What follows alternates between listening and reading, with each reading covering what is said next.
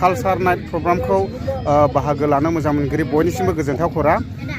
फैगौ 22 तारिख बिस्थिबार मोनाबिलियावहाय आइ पवालि पिकनिक स्पटआव बेबायदिनो गाजा गोमजा कालचार नाइट प्रग्राम जानो थांगासिनो दङ दा आङो नोंथांमोननो भिडिअनि गेजेरजोंहाय देखायलांगासिनो दङ बे प्रग्रामाव सोर सोर आर्टिस्टफोर फैगोन बेखौहाय आङो आइ पवालि पिकनिक स्पटनि कमिटिनि दैदेनगिरिफोरनिफ्रायनो मिथिना लागोन दा गोबांथार बेयावहाय आर्टिस्टफोर फैगोन बेजों लोगोसे सिंगारफोरबो फैगोन आरोखि दा बेनिखायनो जायफोरा बेयावहाय फैनो गोसो एबा नायफैनो गोसो बयबो फैनानै नायफैनो हागोन आरोखि ओमफ्राय बेजों लोगोसे लकेलनि सिंगारफोरबो थागोन ओमफ्राय गोबांथार सिंगारफोर दं होनदों आरो बिथांमोना दा बयबो फैनानैहाय बेयावहाय माने रंजाफैनो हागोन आरोखि दा गोबाव खालामालासिनो नोंथांमोना खोनासंनानै लादो बेयावहाय सोर सोर फैगोन आरोखि जोंनि बे आइ पवालि पिकनिक स्पटआव जे दा 22 तारिखआव 22 जानुवारि 26 खालि जोङो आर्टिस्ट मोनसे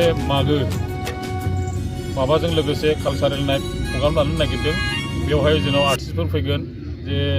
इलिसा बर' मनालिसा हाज'वारि आरो बेजों लोगोसे आरो गोबां जोंनि लकेल आर्टिस्टफोर फैफाबावगोन मोसानाय मेथाइ रोजाबनाय जों बेयाव प्रग्राम खालामनो नागिरदों बेनिखायनो जों रायजो राजाफोरनिसिम बेजों लोगोसे जोङो रायजो राजाफोरनिसिम मोनसे गोजोनथाव खौरां हरनो नागिरदों जाहाथे नोंथांमोना बयबो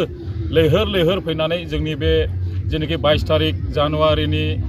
खालि नोंथांमोना बेयाव मोनाबिलियाव फैनानै जाहाथे बाहागो लाफैनो हायो बिनि थाखाय नोंथांमोननिसिम रायजो राजाफोरनिसिम जों गंगायै खावलायहरनाय थाबाय आरो बेजों लोगोसे जों फोसावनो नागिरबावदों मानोना जोंनि बे पिकनिक स्पटआ 22 तारिखआव जोबा बियो 31 तारिखसिम थागोन 31 जानुवारिसिम बिनि उनावबो जुदि सोरबाफोर ओरैनो जुदि बेरायफैनो गोसोब्ला बा नायफैनो गोसोब्ला फैनो हागोन खिन्थु बेवहाय पार्किं एन्ट्रि ओरै थाहैला आरोखि बे जोङो मथा मथि बेवहाय जेनाखि जोंना पारमिसन दंमोन बे पारमिसना 31 जानुवारिसिमल'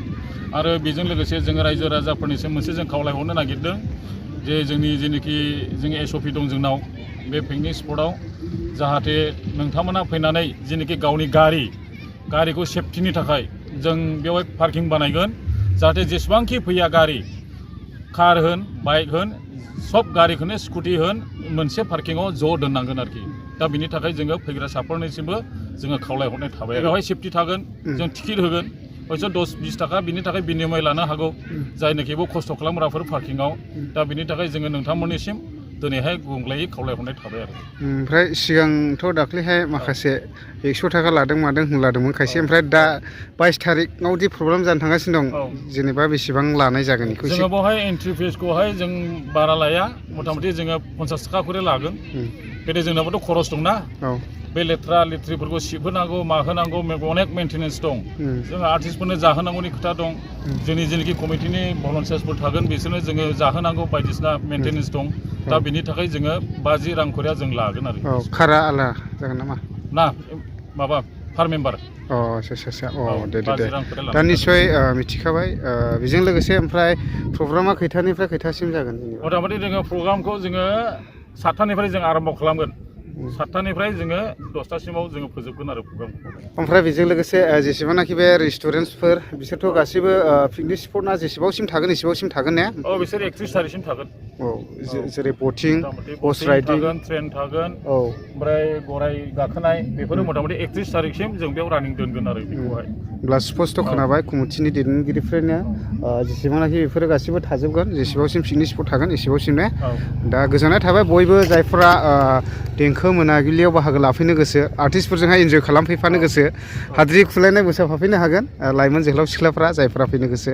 एसे SOP हिसाबैबो बुंहरखाबाय माबायदि गारिफोरखौ एसे गाव गावनो लिमिट सालायदो गारिखौ ना मा बुङो ने गोजोननाय थाबाय बेखिनिखौ मेसेज हरनायनि थाखाय थेंक इउ